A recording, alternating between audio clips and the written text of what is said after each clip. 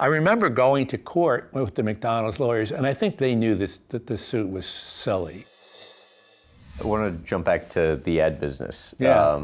Initial professional success came in kind of the ad world. I did the first novel, which I wrote when I was 26, and won an Edgar as Best First Mystery and all that stuff. So I had some success, but part of it was I didn't want my lifestyle to depend on the writing. What? Pay the apartment. I don't know. It just seemed to me like I wanted the writing just to be its own thing.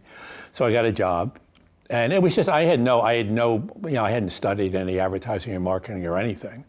But I was always big on disrupting things. I actually have a nonfiction book coming out this year called Disrupt Everything.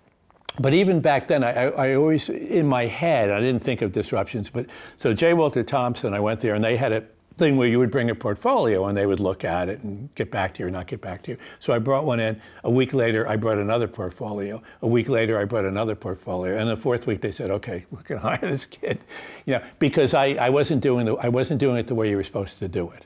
But it made sense to me, and I knew that you want to get their attention, so you want to do something that's different and appropriate, reasonable, and that's pretty much what I've always done. Burger King, Nestle, and Unilever. There were a lot you said of them. Still give you the occasional nightmare. How about the worst, the worst horror story from your work on any of the so accounts? many. Off the top of my mind, I don't know. If there's one that comes to your... It was just tough work. Yeah, it's very difficult to go out and have to present ideas to people. And in a lot of cases, they don't understand a storyboard and how it's going to translate to film. So it becomes, or they're just afraid. And a lot of the clients that Thompson had were just kind of afraid. Well, let's just play it safe, which is not a lot of fun. I mean, Lever Brothers would have all these rules. I remember I had to go on a shoot, or the good part of it was the shoot was in Paris. I didn't want to go, but you got to go. Okay, fine. And it was this skincare product, and they had all these rules about, well, her elbow has to be at this angle, and and her hair has to be like this, and you're like, oh my God, this is horrifying. You don't make movies like this, but they did. Your role in Battle of the Burgers and the Toys R Us jingle? Well, I wrote the line. It's sort of the one I'm best known for. I don't want to grow up. I'm a Toys R Us kid. So that was a highlight. A lot of the Kodak work I thought was pretty good. We did a spot with Mike Tyson. It was really quite stunning, I thought. How did that come about? And his love for custom model.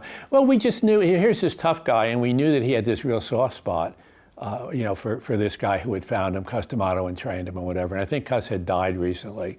And we thought it would be really an emotional thing if Mike would do the spot, which he did.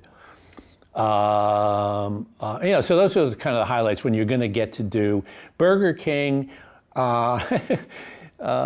did the Battle of the Burgers, and that was amazing because, literally, it's kind of hard to believe at this point, but when people would watch the 6 o'clock news, and for about a month, every night, they would talk about the Battle of the Burgers, Burger King taking on McDonald's.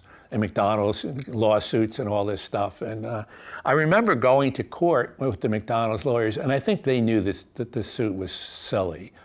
There was because everything we did, it was just factual. Like the McDonald's small burger was 20% smaller than Burger King's small burger. So we had a little girl, a very cute girl. I can't remember her name, but she actually had a pretty good acting career after that.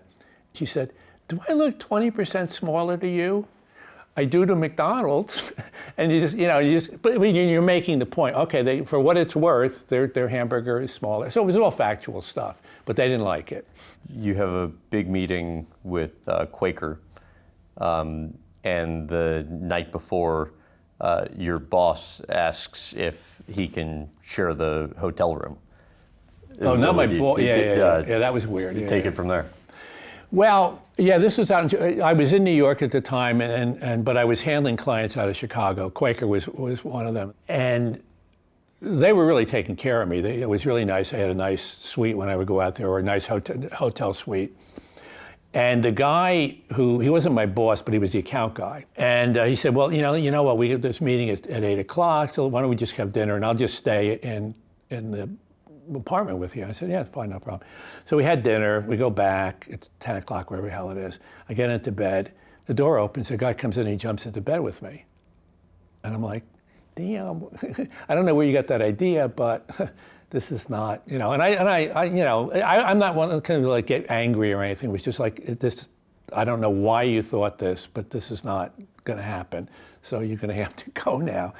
And also in those days, I wasn't going to bring it to human resources or whatever hell they called it, personnel. It's like, okay, fine, no harm, no foul, go.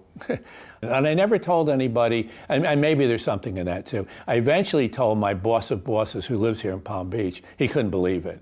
He said, he was gay? I think so. I don't know, just a guess. But he got into bed naked, so I think he's gay. You're CEO of J. Walter Thompson North America, yet all the while you're running the ad agency, you're writing 1 to 2 best-selling novels a year. But you also said you knew you were kind of burning the candle at both ends. Yeah, and I also knew I was going to get out of the advertising thing. The guy who ran the whole company, I think he was earmarking me to run the whole company. And I told him, I think to my credit, I said, Bert, Bert Manning. Yeah, Bert, I'm not doing this. Who was a great mentor to you. Yeah, he was like my grandmother. He took me under his wing. He taught me how to do stuff. He, tortured me. I said, I'm going to go off at some point, right, and I'm just going to write the novels. When you were in it, though, how did you have the time to do both in terms of the, running 24 hours in a and day. I wrote this morning before this. Mm-hmm. I've always been able to just sit down and write, blah, blah, on a plane, write. I would always...